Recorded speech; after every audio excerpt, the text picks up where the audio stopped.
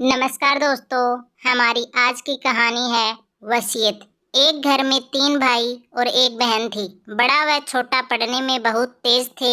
उसके माँ बाप उन चारों से बहुत प्यार करते थे, मगर मंझले बेटे से थोड़ा परेशान से थे। बड़ा बेटा पढ़ लिख कर डॉक्टर बन गया, छोटा भी पढ़ लिख कर इंजीनियर बन गया, मगर मंझला बिल्कुल आवारा और गंवार बन के ही रह गया। बड़े भाई और छोटे भाई की शादी हो गई। दोनों ने लव मैरिज की। बहन की शादी भी अच्छे घराने में हो गई थी। आखिर भाई डॉक्टर इंजीनियर जो थे। अब मंझले को कोई लड़की नहीं मिल रही थी। माँ भी परेशान, बाप भी। बहन जब भी गांव आती बड़े भाई व छोटे भाई से ही मिलती, मगर मंझले से कम ही मिलती थी, क्योंकि वह न तो कुछ दे सकता था और न ही जल्दी सी घर पर मिलता था। वैसे वह दिहाड़ी मजदूरी करता था, पढ़ नहीं सका तो नौकरी कौन देता।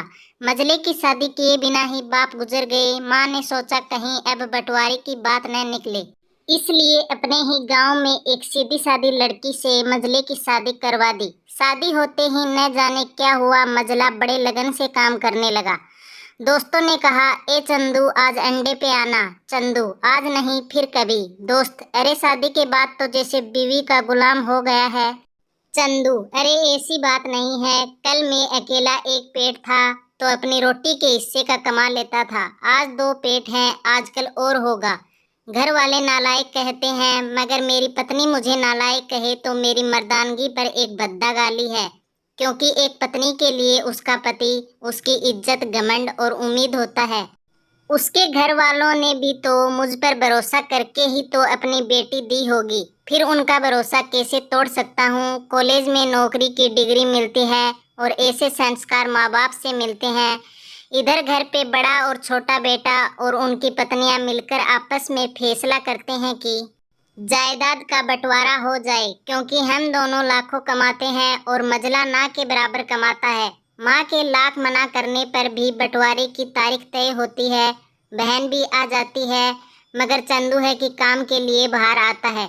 उसके दोनों भाई उसको पकड़कर भीतर लाकर बोलते हैं कि आज तो रुक जा, बंटवारा कर ही लेते हैं। वकील कहता है ऐसा नहीं होता है, साइन करना पड़ता है। चंदू, तुम लोग बंटवारा करो, मेरे हिस्से में जो देना है दे देना। मैं शाम को आकर मेरा बड़ा सा अंगूठा चिपका दूंगा पेपर पर। बहन, अरे बेवकूफ, तू गंवार का गंवार ही रहेगा।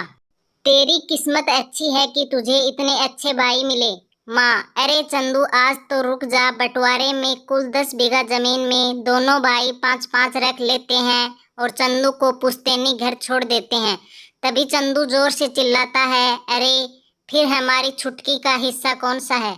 दोनों भाई हंसकर बोलते हैं, अरे मूर्ख, बंटवारा भाइयों में होता है, बहनों के हिस्से में तो सिर्फ मायका होता है।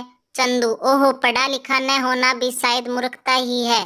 ठीक है, आप दोनों ऐसा करो, मेरे हिस्से की वसीयत मेरी बहन छुटकी के नाम कर दो। दोनों भाई चकित होकर बोले, और तू?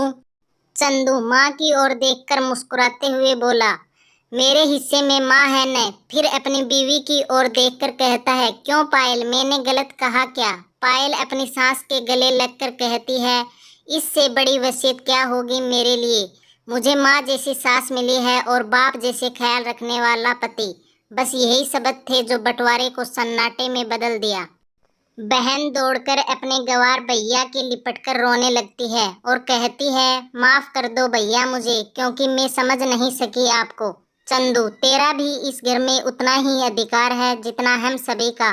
दोनों भाई भी दौड़कर भाई के गले लग जाते हैं और सब मिलकर एक साथ रहने लगते हैं। तो दोस्तों, हमारी आज की कहानी कैसी लगी? अगर कहानी पसंद आई है तो लाइक, कमेंट, शेयर और चैनल को सब्सक्राइब जरूर कर लीजिएगा।